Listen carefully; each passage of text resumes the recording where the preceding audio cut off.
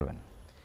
এই একটা কথা মনে রাখবেন, আপনাকে এই মাটিতেই মিশতে হবে, আপনাকে পুড়ে ফেলুক আর দাফন করা হোক। সুতরাং আপনার যেই অঙ্গভঙ্গিগুলি আপনার। আসসালামু আলাইকুম ভিউয়ার্স, আমি খুবই গুরুত্বপূর্ণ একটা কথা বলতে চাচ্ছি। কথাটা কীভাবে শুরু করবো সেটাই বুঝতেছি না। যারা অনলাইন প্ল্যাটফর্মে কাজ করেন, ফেসবুক, ইউটিউব, টিকটকে কাজ করেন, তাদেরকে উদ্দেশ্য করে বলবো। যারা নারী আছেন বিশেষ করে তাদেরকে উদ্দেশ্য করে, যারা শরীর দেখিয়ে এই ভিডিওগুলি বানাচ্ছেন, আপনারা কি বুঝতে পারতেছেন? আপনি মারা যাওয়ার পরে, আপনি যে মারা যাওয়ার পরে আপনার এই ভিডিওগুলি কিন্তু অনলাইন প্ল্যাটফর্মে থেকে যাবে।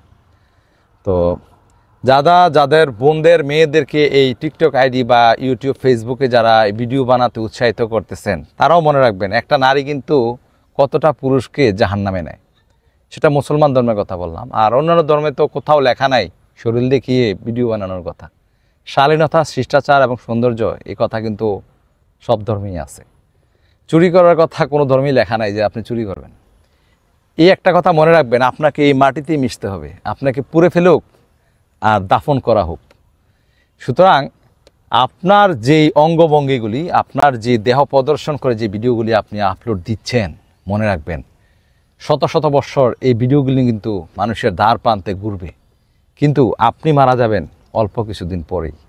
কিন্তু এই ভিডিওগুলি যে রেখে যাচ্ছেন, আপনার একদিন সন্তান বড় হবে, আপনার এই ভিডিওগুলি কিন্তু একদিন দেখবে, আপনার নাতি পতি ভবিষ্যৎ প্রজন্মে ভিডিওগুলি দেখবে, এবং যত দেখবে তার তত পাপ পূর্ণ দেখা যাবে।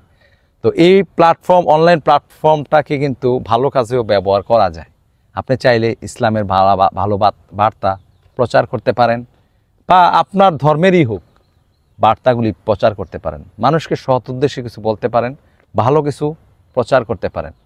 তা আমি ভিডিওটা কেন বানাইলাম, উদ্দেশ্য হচ্ছে এটাই যে আমি বর্তমানে যা দেখতেছি যে এটা মানে বাচ্চার সামনে এটা মোবাইল ওপেন করা যায় না, এমন কিছু ভিডিও সামনে চলে আসে। তো আমার তো কোনো ক্ষমতা নেই, যদি আমার ক্ষমতা থাকতো তাহলে কিন্তু আমি বাংলাদেশে এগুলো ব্যান করে দিতাম, ঠিক আছে?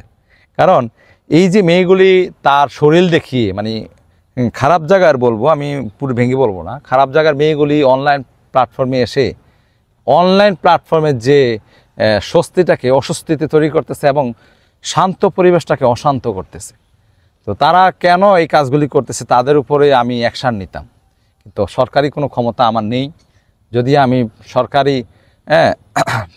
সরকারের কোনো বড় কোনো পদে থাকতাম, আর যারা সরকারি লোক আছে, এমপি, মন্ত্রী, যারা এই সোশ্যাল মিডিয়ার প্ল্যাটফর্মে কাজ করতেছে, তাদেরকে আমি অনুরোধ জানাবো তারা যেন এই প্ল্যাটফর্মে এই মেয়েগুলোর উপরে কড়া অ্যাকশান গ্রহণ করে, সেদিকে আমি তাদেরকে অনুরোধ জানাবো।